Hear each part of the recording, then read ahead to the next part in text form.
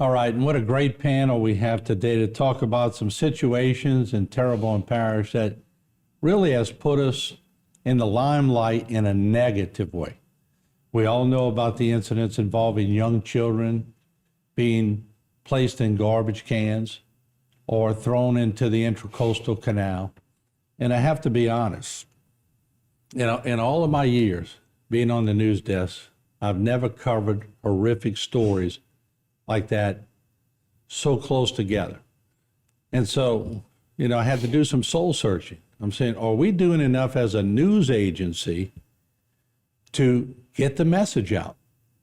What are parents thinking? Not sure what they're thinking. That's why we have a great panel here today, and we're going to ask them all kinds of questions. Do they have an opportunity to give up their child? Are there repercussions for giving up their children? So we're gonna talk with a lot of people today. Dana Schwab is here, very seasoned attorney here in Terrebonne Parish, and she's very well versed on this process. Leslie Lyons is the DCFS Regional Administrator. Thank you, Leslie, for coming. We appreciate that. Dr. Robbie Kaziu, American Board of Obstetrics and Gynecology, a very respected doctor here in Terrebonne Parish. I know his family really, really well. And Dr. Robbie is a fantastic doctor, and we're going to get his angle being a physician here in the area. And Judge Tim Ellender Jr., 32nd Judicial District, very well-respected judge, comes from a lineage of judges. His father was a judge for a long time. So thank you all for coming and sort of setting the tone. Dana, let's come to you, because obviously the news we got for the last few months here in Terrebonne Parish, all over national news, everywhere you turn, you heard it. And you've been into this type of mode as an attorney, but it had to shock you hearing the things that you were seeing here in Terrebonne Parish. It really does, and especially, like you said, two horrific incidents in such close proximity. What I continue to see in these types of situations is parents who have mental health issues or challenges and substance abuse. And, Judge Ellender and I were talking about this the other day, and, if I could only do adoptions, that would be the best practice in the world, because mostly you're in a good situation where people are happy.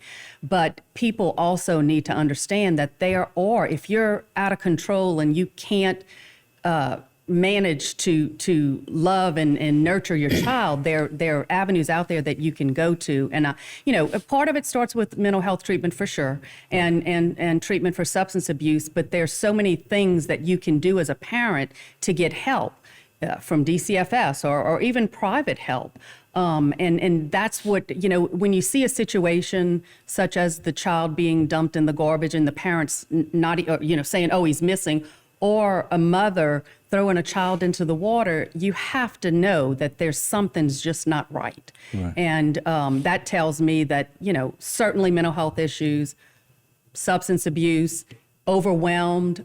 We have to get, as a community, we have to get these people the help that they need, and let them know that not only is help there, but if you can't get the help that you need, your parental rights should be terminated, and your child should be cared for by someone who can give them the love. And mental illness crossed my mind. If somebody's really mentally ill, will they get the message that we're putting out on TV or Facebook or YouTube? But that's not the point. The point is somebody who lives next to them may be watching, and they may know something going on, and they may, come clean with some information. Let me turn to Judge Ellender, if we could. And thank you for being here, Judge. We appreciate it. Happy to do it, Martin, anytime. Are we getting misrepresented through this situation? One case is too many. Two cases, horrific, that we've heard of. But you're a judge. You see him coming in the courtroom. What do your eyes see? What can you tell us that would be realistic on cases like this that take place in a Terrebonne Parish courtroom? Is this just very rare coincidences that take place? Or what information can you give us? I think that the incidents we're talking about that happened back to back is certainly a rare event, a rare occurrence like that. But far too often, there's a reoccurring, just a frequency of children in need of care that need state intervention. And it happens every week in Terrebonne Parish. Every single week, a judge who's on duty will get a call asking to take a child away from parents. Okay? That happens every week. So let's not kid ourselves. These two incidents maybe open the eyes to a lot of us of some of the abject neglect some of these children go through in Terrebonne Parish, but make no mistake, it happens every week. And the DCFS worker here can certainly speak about that. Yeah. We have agents call all the time, and we do our best to keep the children with the parents. That's what we try to do. The state only gets involved, the law says, when it's an abject case. So that's what's going on in Terrebonne Parish. So if you care about these two cases, then realize that it's happening a lot more often than you think. Maybe not that way. That's an amazing effect. But Dr. Cazayoux certainly sees drug-affected newborns quite often. I'm sure he can speak on it as well. All right, let's do this. We'll take a short break. We're going to come back with more of our panel. This is a very important topic. Let everybody know how to watch it, because we need to see it as a community. We'll be right back.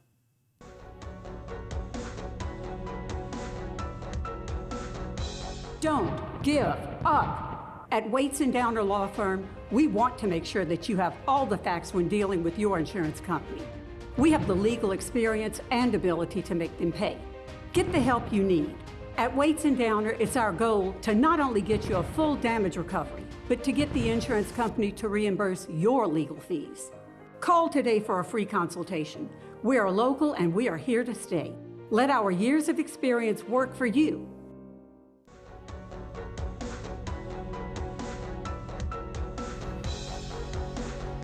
All right, welcome back. We have a great panel. If you missed the first segment, we're talking about, and we're trying to reach parents who are having trouble, maybe having trouble raising children, can't cope with it. And instead of doing horrific things, what are some of their options? What can they do? How can they do the right thing, make the right call? Dr. Robbie Cazayoux joins us now.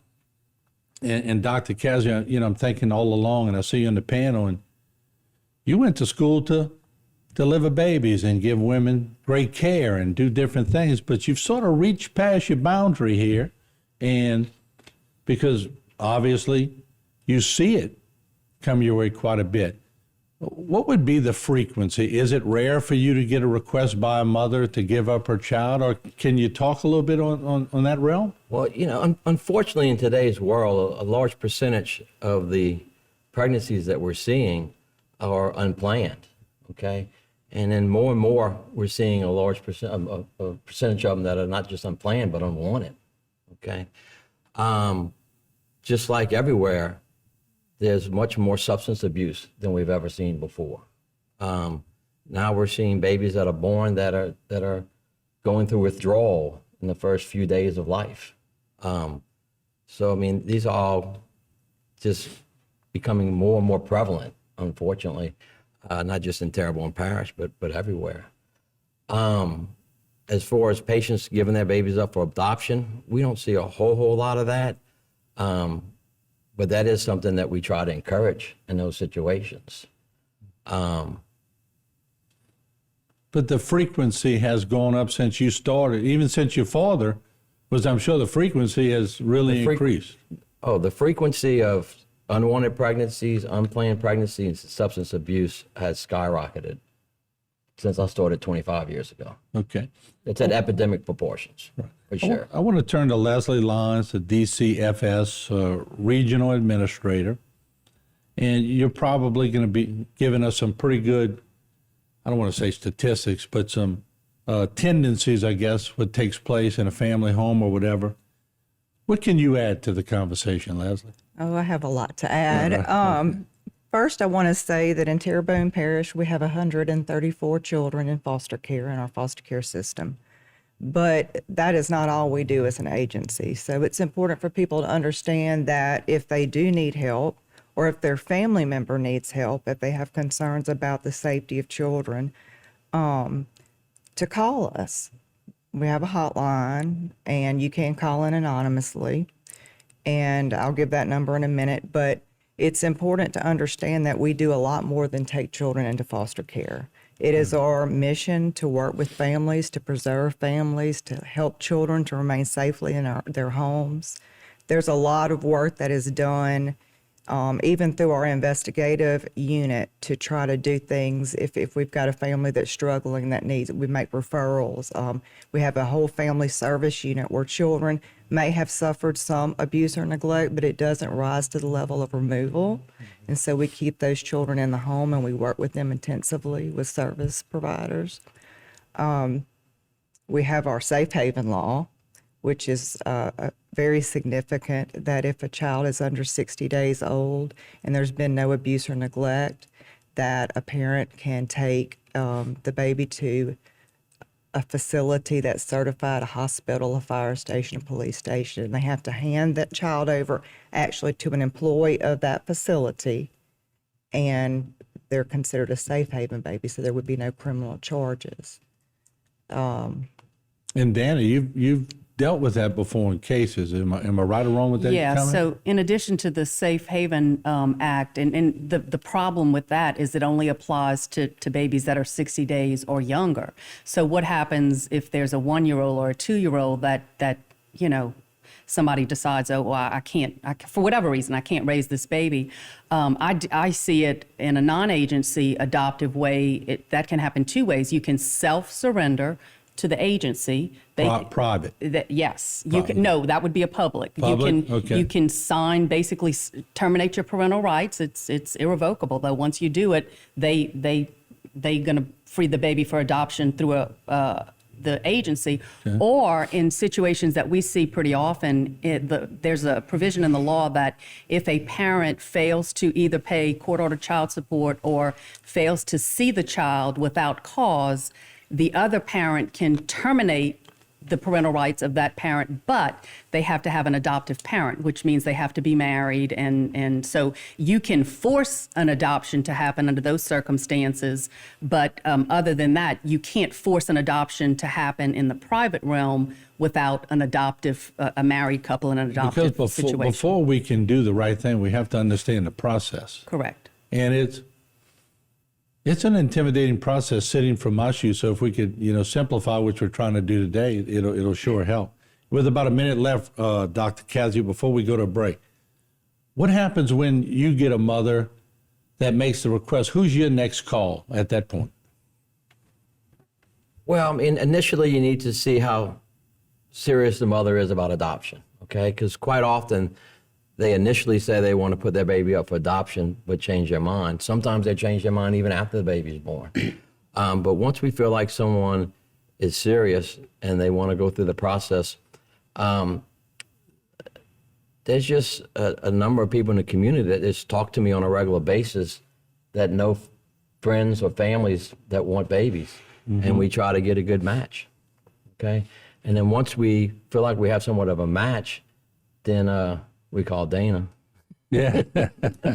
All roads lead to Dana, huh? All right. And anyway, and the adoptive parents and the biological mother both have to go through the process with an attorney. They have to go through counseling, and we just kind of put all that All right, together. let's hold that thought. We'll take a short break. We'll be right back. More questions for the judge also. Don't go away.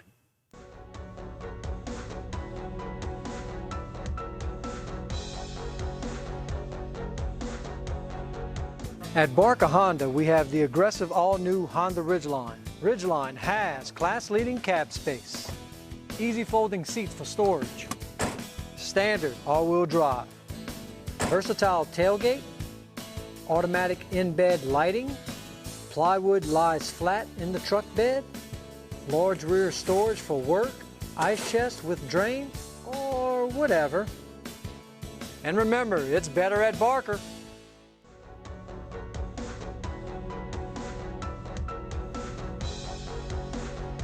All right, welcome back. A very important topic. We're trying to reach mothers and fathers out there who have children and who have a newborn. But like Dr. Cassie was saying during the break, the problem may not be the newborns. It may come in when they're 2 or 3 years of age, and we've seen that recently in the news.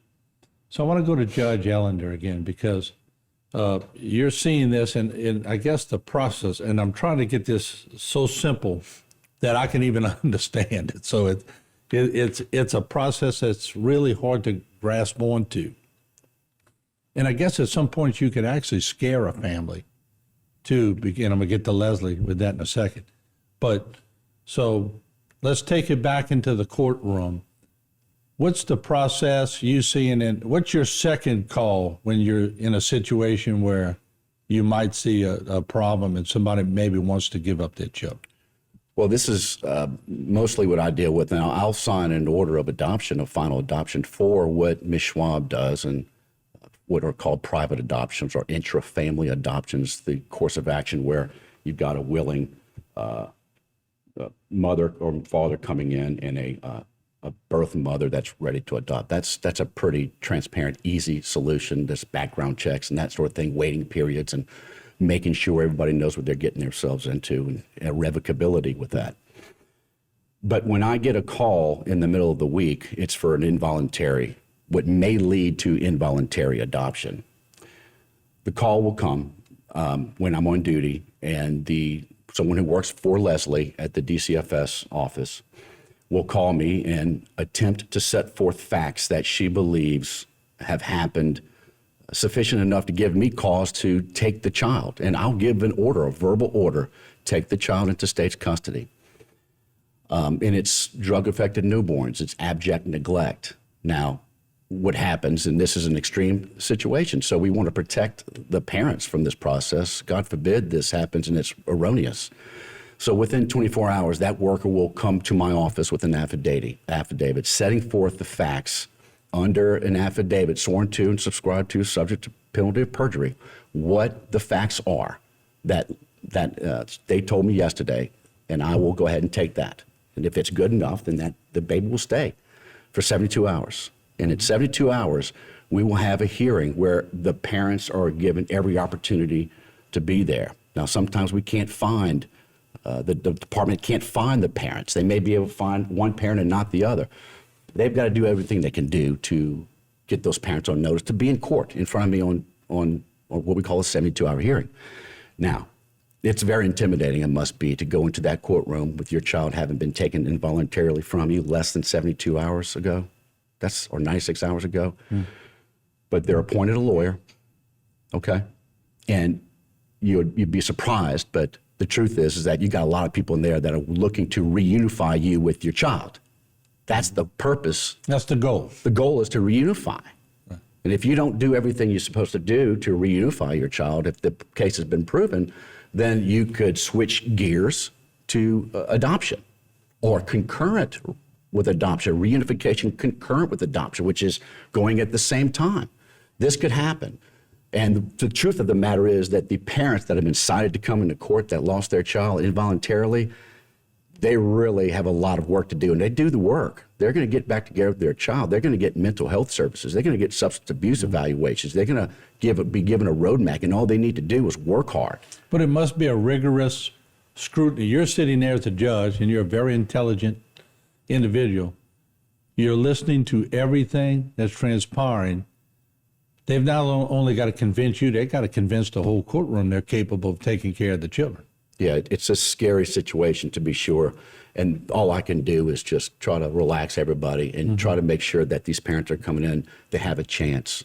They have a chance. They have lawyers that are appointed, and we want to reunify them with their child. You just got to do what you need to do. And Leslie knows a lot more about that. But that's the process of how it works in the court for the first part of the case. Yeah, and I want to hold Leslie a whole segment because I want to be honest with you and give you the process. Let the process be spoken. Let me ask Dr. Cassie. You mentioned the problem is really not the newborn, but it's later on. Have you seen that quite a bit, or is that your witness? That's kind of beyond where we're still seeing the patients and still taking care of the patients. Yeah. So we don't really see that a lot. I mean, we do see it when the patients come back for follow-up. You know, and that's something you need to screen the patients for. You need to screen the patient for postpartum depression. You need to see if they're having problems with postpartum depression, if they're having thoughts of hurting themselves or hurting their babies. You need to see what kind of support network they have. You know, some families have a great support network, okay? Other moms are almost alone, you know? So those are things that you need to look for that are, you know, red flags for problems down the road. But I guess, and I'm sitting here talking to you, and I've known you for so long, and I'm thinking, well, Dr. Kazu's a OBGYN doctor, but you're looking further than that. You're looking at the mental capacity too. So you have to have some kind of capability of assessing that, don't you? Absolutely. Wow. Absolutely. Yeah. The And that's not something they really prepared us too well for in medical school. Well, but you learn through experience, Right. I guess, through a lot With of things. time. You start to see the red flags and the different things of that nature. We'll take a break. When we come back, I'm going to let Leslie Lons explain the process. We'll let Dana jump in. A vast amount of experience here on the news desk. If you're having trouble coping, listen, because they're here trying to help you, not hurt you. We'll take a break. We'll be right back.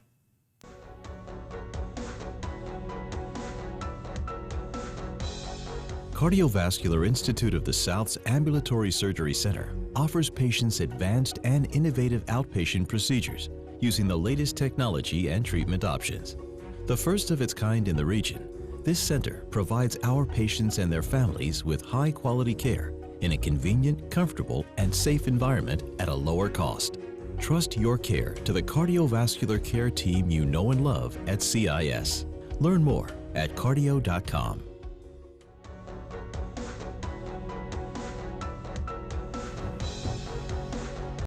All right, of course, we're running all this on Facebook and YouTube. If you're watching on HTV in the different segments, we're talking about mothers and fathers who may be having trouble coping with their children, don't know what to do, get desperate, and we're trying to give you answers to some of the questions you may have. But we've been talking in depth about this. I want to go back to Dr. Robert Kazu because, you know, during the break, I think it was Dr.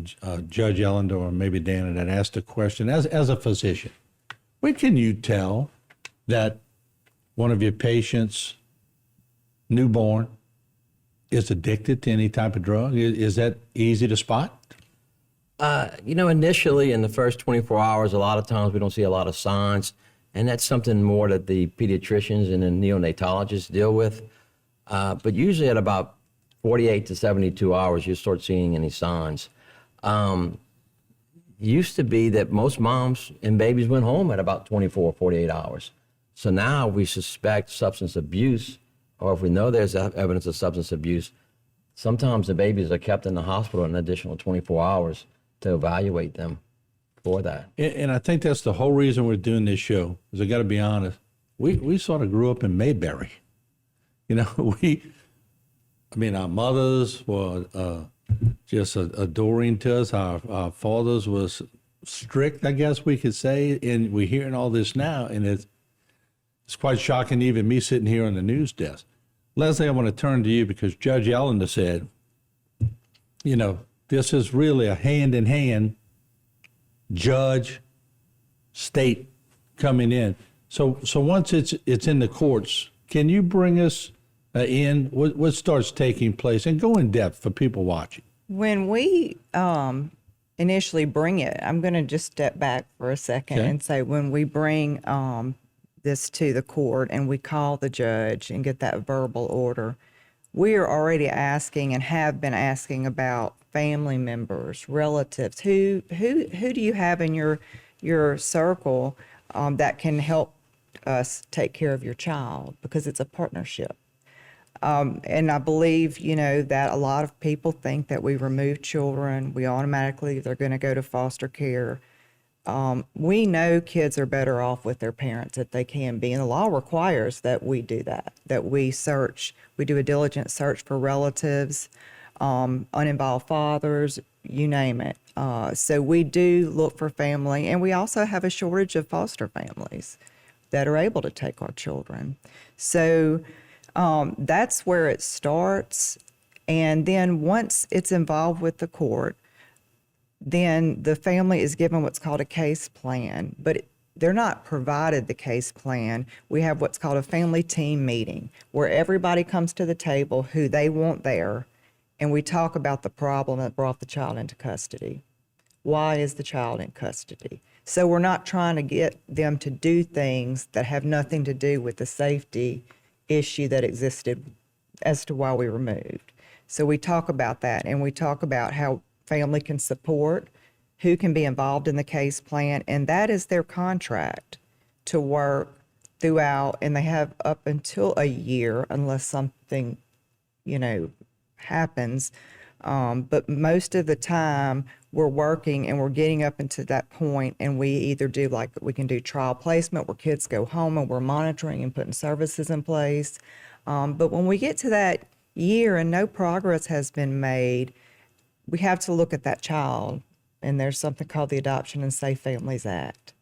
And at that point, we have to figure out what's going to be the permanent place for this child, whether it's a baby or a 3-year-old or a 16-year-old. We're looking at alternatives. Does it go back to the judge at that point? Or It's the judge is always involved. okay. The judge, we review, we have what's called an adjudication hearing, where it's like a trial of facts, where the judge makes a determination as to whether the child's adjudicated a child in need of care, a disposition that says this is where the child's going to be. And any changes that happen with that child, we have to notify the court. So if we have a change in placement, if the child's hospitalized, if the child travels out of state. So the judge is involved. Every 6 months we're going to court unless he or she would like to see us more often than that. And if that's the case, sometimes we go every month. In some of my areas, we have to go every month. So at the year is when we have a permanency review hearing. And that's when that determination is made as to whether the goal is changed to adoption, or if we extend it for a month or so. Let's say mom or dad's really making progress and we're right there, but we need some more time. We ask for an ASFA exception. And that way we can spend some more time to try to get that kid back home. And I want everybody to think at home, and I'm going to come back and ask you directly because I'm thinking while you're talking, when do you know that a parent who threw her baby in the intracoastal canal, now we got to go before she throws the baby in. When do you know you could help her, or you reached her, or you reached a fault? I don't want to say it's just the mom's fault is too. So I'm sure there's a lot of assessment, a lot of doctors involved and things of that nature. Maybe we could talk about that and bring them through it. So we'll take another break here. On Bayou Time, we'll come back with another segment. Don't go away.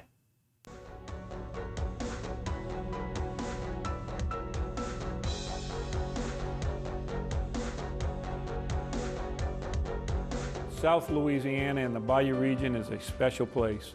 St. Martin and Bourke has had a presence here for almost 50 years, providing legal advice to people in their times of need. If you've been injured in a wreck and want to know your rights, call us today.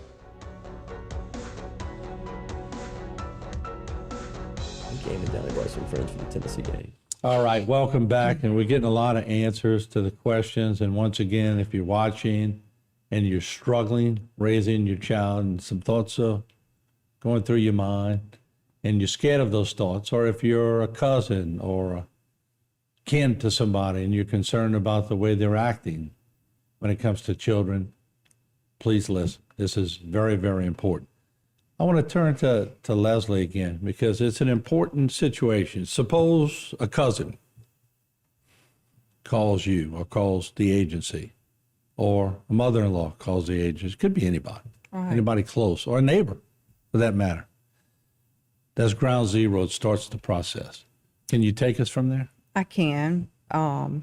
What happens is when they make the phone call to our hotline, or we also have an online portal where people can go in and make reports, as long as they're not child fatality reports or emergent reports. It goes through our centralized intake, our child abuse neglect hotline. And they look at the information there and assess whether it meets the definition of abuse or neglect as defined by the Louisiana Children's Code. Does it have, is it with a caregiver? It's not a report on a school or whatever. Cousins calling in saying, I'm worried about my aunt and her kids, all these things. So we assess it. If it's accepted, it's sent to the local office for investigation. And an investigator is assigned, a child protection investigator. And what they do is, I mean, we're the Department of Children and Family Services. It's our job to provide services to families. They go out and conduct an interview with the child. They conduct an interview with the parents. They would go to the school and interview the child in private without the parents' permission first, because legally we have the right to do that. Interview the parents, interview people who have information about the child's care, school teachers, neighbors. We call the reporter back to try to get information from them if they leave their information. So it's an assessment more so than what we would say an investigation, because you're assessing a couple of things. Has abuse or neglect occurred? And is that child safe? And what is the risk level to that child? So if you know certain things, like a family has been involved with the agency several times before, or there's a history of drug use, or there are several domestic violence reports, you know the risk to that child's a little bit higher than that first call you get on somebody. So there's a pattern. Right. There's a pattern. There may be a pattern. And so then you have to make decisions based on that. Sometimes those decisions are to make referrals to local agencies, or let's just talk about a drug-affected newborn, as we've been talking a little bit about. When they are in the hospital, before they're discharged from the hospital has to make what's called a plan of safe care, and we join in with that. We receive reports on every drug-affected newborn that's born in the state of Louisiana. It's the law. And then we have to make an assessment as to whether that parent can take care of that child. So just because the baby is impacted by drugs does not mean it's a removal. It means that we have to do an assessment to determine what level of intervention should happen with that family. Now, let me ask Judge Ellender, and I'll come back, but it spurred a thought. When you're in court, can you step up the frequency as a judge if you're suspecting something, or do you sort of go by what the state is telling you, or can you, on your own, step up the frequency of answers you want on the case? Well, we can step up, and I do step up the frequency of cases depending on what I see as a need. Mm-hmm. One of my children was shot a couple of months ago, and I promise you, we spent a lot of time. We had meetings twice a month, and if the parents are working their case plan goal on another case, I'll see them every 6 months. As the parents in recovery, the parents handling their financial obligations to the child, they're sober. They're also mirroring. After they've been in recovery, they're going to help other people with their recovery, and they get that selfless feeling, and they get some good pride, and they got a good job, and they're working. I don't need to see those folks. We're going to celebrate in a couple of months when you're reunified and the state rids their hands of the child. But I've got good people at DCFS that are working hard, and CASA. Let's not forget the element of the volunteerism of the CASA organization. They come in through volunteerism and work together with the department's agency workers to give another eye, a citizen's eye, let's say, a non-governmental citizen's eye of the case, and will also provide reports to me. They're oftentimes very similar because I think everyone's working hard for what is the best interest of the child. Yeah. And Dana, he mentioned CASA. You have a big involvement with that, too. I do. Yeah. So you know this, Morton, but when I moved back home to Houma about 20 years ago, I had a personal experience with the agency practicing in New Orleans. And when I got to Terrebonne Parish, we didn't have a CASA. And so I got some of the people, some of my friends actually, involved. And we went to a couple of people in the parish that we thought could help. And they shut us down and said, we're not big enough. We don't need a CASA. And you know how I am. Tell me I can't do something. Right. So, I'm proud that I was one of the founding members of CASA. And it is a helping hand to to the agency to help them. You know, sometimes DCFS gets understaffed and they just can't get to it, but CASA has a direct voice to the judges to say, you know, this is what I think, and they have no agenda. They have, and DCFS doesn't either. They just don't always have the time. But it's been a wonderful program in terms of, you know, just looking at what's best for those children, and that's all any of us want to do. And thank you for doing that, by the way. You deserve a lot of credit. We'll take a short break. We're going to come back, our final segment. We'll sort of wrap things up, summarize everything. It's a lot of information, but we're trying our best to simplify it. We'll be right back.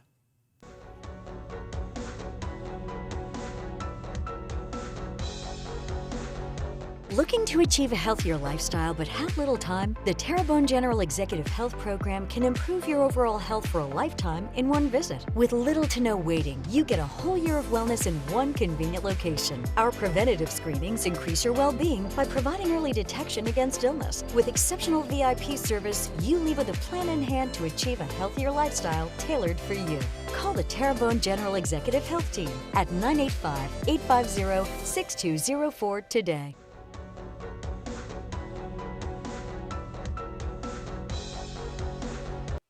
And welcome back. What a great panel to talk about a very tough subject for parents who are struggling with either newborns or young children or even teenagers. There's processes that you can help yourself out and help your child out for sure before we do something drastic in the situation. I want to go back to Judge Ellender. Just some maybe final words for somebody who's out there struggling from a judge's standpoint. What can they do? Well, two things that get in the way: lack of courage and an ego problem or pride on the parent's part that has these problems and needs to give up these children for adoption if it comes to that point. I'll say that the courage, we need more courage for relatives to call and to, tattletale on a parent that's not doing a good enough job. I promise you, you will not be able to live it down if something happens to that child and you decided not to call because you were worried about how that person might feel about you. I think people need to work on that, because when that child gets the care that they need and is okay and reunified with the parent because they decided to work hard to get their child back through some process, you're going to feel really good about what you did. And I think it's worth, that child's life and the chance that child has is worth it. Thank you, Judge. And I want to turn to Dr. Kaziu. And once again, Dr. Kaziu, thank you so much, because you've sort of stepped out of your boundaries. I mean, you went to school and you went through medicine to do a certain thing, and you've shown a lot of courage by stepping out and doing the right thing. So thank you for that. And what kind of advice would you have for people? Well, I think people just need to reach out and ask for help. I think a lot of times new moms, there's just a lot. You know, that's a lot when you're a first-time mom. That's a lot when just any time as a new mother. They just need to reach out if they're having any problems and just realize they're not alone. And they're not the first one that are having some of these thoughts and some of these feelings and some of these problems. I mean, reach out to your pediatrician, reach out to your neighbor, reach out to your significant other, reach out to your doctor. And there are things that we can do and things that are available that we can reach out to help you. If it's something that we can't do, then certainly we can point you in the right direction. Yeah, and thank you, Dr. Kaziu. And I recall Mulberry and Barrios days when we had 8,000 kids running around, and thank God our mothers and fathers knew how to cope, because we were certainly a handful, there's no doubt.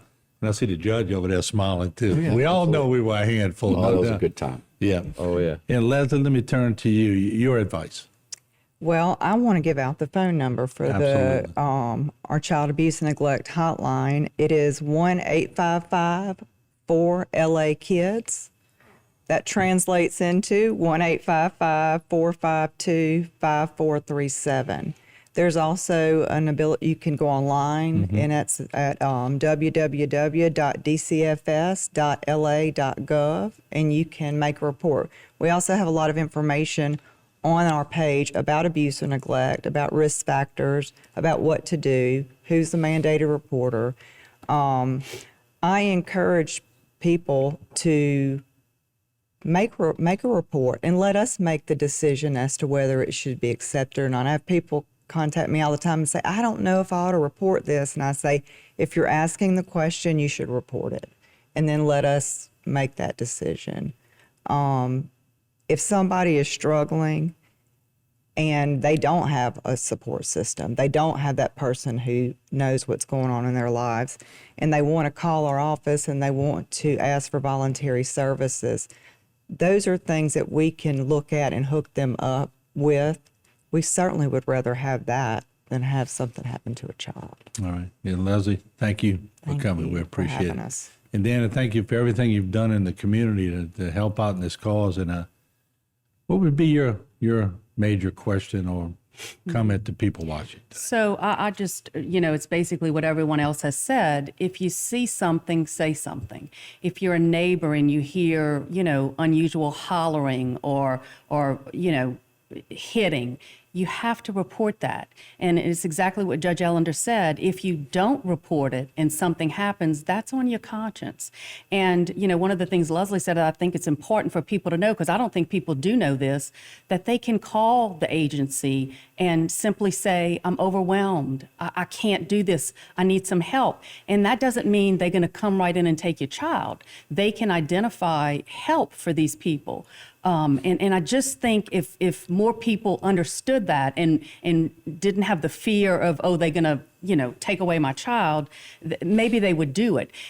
From a personal standpoint, I think if you see a friend or a loved one struggling, see if you can help them. See if you can, point them in the right direction, whether it's private help or agency help. But most importantly, if you think there's an issue, speak up. Because a child can't always speak up for themselves. And we as adults are here to protect those children. And, when it gets to the point of a person, harming their child, it's been going on a long time. That doesn't happen overnight. That's not a situation that you wake up one day and all of a sudden are so frustrated that you throw your child into the water. This has been going on a long time, and someone has known about it and just report it to somebody. If it's not to the agency, to the police, to a family member, report it, because it's better to report it and everything is fine, just as they said, than it is for a child to be harmed and we maybe could have done something to stop it. I want to thank all of you for being here today, and hopefully somebody watching will get the message and at least, like the judge said, have the courage to pick up the phone, and because courage will get your results. So thank you all very much for coming. I appreciate it. Thank you. Thank you, Morton. Thank you. We'll take a short break. We'll be back with more HTV programming. Don't go away.